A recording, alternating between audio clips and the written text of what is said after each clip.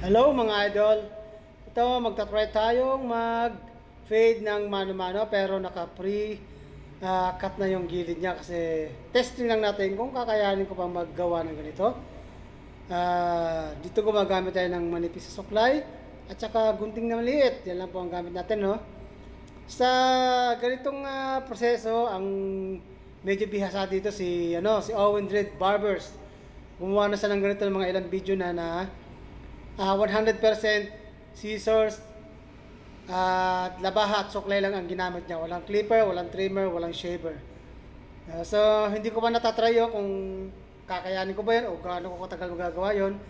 Pero dito nagtatry lang tayo kung kaya pa kasi tayo naman ay sa ganitong klase ng gupit nag-umpisa yung mano-mano, kunting suklay, blade at isang tabong may tubig. Yun lang katalo na noon, mga 90s.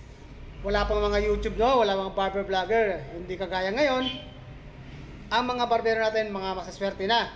Dahil nakakapag-aral sila ng gupit na sa pamamagitan lamang ng panonood ng mga YouTube o sa mga barber vlogger na nagtuturo ng mga haircut. Kaya maswerte sila. At saka ang gaganda na ng mga gamit ngayon. Puro cordless na. Kompleto. May trimmer, may shaver, clipper.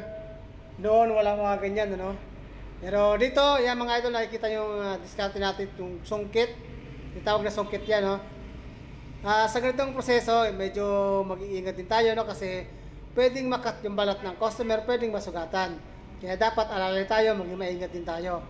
Huwag natin masyadong papaspasan yung gawa natin para kailangan safety lagi. Safety first, ika nga. Pag meron kayo nakikita mga barbero na gumagawa ng ganito na walang pangketa, mga sanay na yon, no? Mga idol, mga bihasa na yon. Pero tayo, mas maganda na yung nag-iingat para safety sa customer. Pinaplangkatehan natin para mas sureball na safe ang balat ng ating client. Ayan, then titrim tayo ng konti sa gilid para sa transitioning, no? Para makita na natin yung itsura ng gupit natin kung maganda ba. Well, sa nakikita niyo mga idol, sa nakikita ko naman, mukhang okay naman yung resulta ng ating mano-mano fade, no? Ayan, medyo matagal nga lang to mga idol kasi mano-mano nga, kita nyo naman, itong part lang na to, no? Naka-pre-cut pa yan. Pero umaabot na tayo ng almost 3 minutes. Diyan pa lang sa part na yan, ha? What more kung puro ginting lang ang ginamit natin at supply. Mas matagal po yun, ano? And then, nagsusungkit pa rin tayo, no? Kasi may mga konting pang mga dark spots na kailangan nating mabura para maging malinis. Ayan, okay na idol, yung ating mano-mano fade. Dito naman tayo sa kabilang sa bandang likod. Ayan. Clipper naman ang gagamitin natin dyan mga idol. Ayan. Nagkumpisa tayo ng no guard, fully open. Ayan. Tapos close. Ayan. Yung kita nyo line na yan. Pupurin natin yan. And then halfway. Ayan. Ayan. Kita nyo mga idol, ha. Mas mabilis pag clipper talaga, no? Kesa sa mano-mano.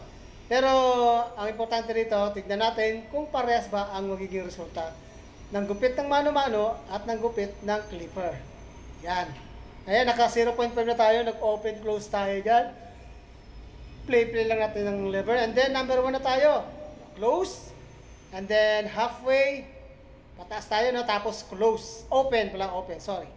Ayan, pataas na tayo. Alright. Sa nakikita ko, mukhang parehas naman ang kanilang resulta, mga idol, ano? Ayan, no? Isa ang outcome ng kanilang gupit ng mano-mano fade sa clipper fade. Pero minsan, tatry din natin mag-fade ng buong fade na puro gunting, suklay at labahan lang ang gamitin natin. Walang pre-shave, walang pre-cut, no? Basta kung ano itsura ng buhok niya, imamano-mano natin. Ayan mga idol, okay na yung ano natin, no? Medyo maganda-ganda na. At mukhang parehas naman yung itsura nila, mga idol. Makikita nyo naman, di ba? Ayan, pagpaga natin para mas maganda. Alright, ito yung ating partial result ng ating ginawang fade na mano-mano. Alright, maraming salamat mga idol!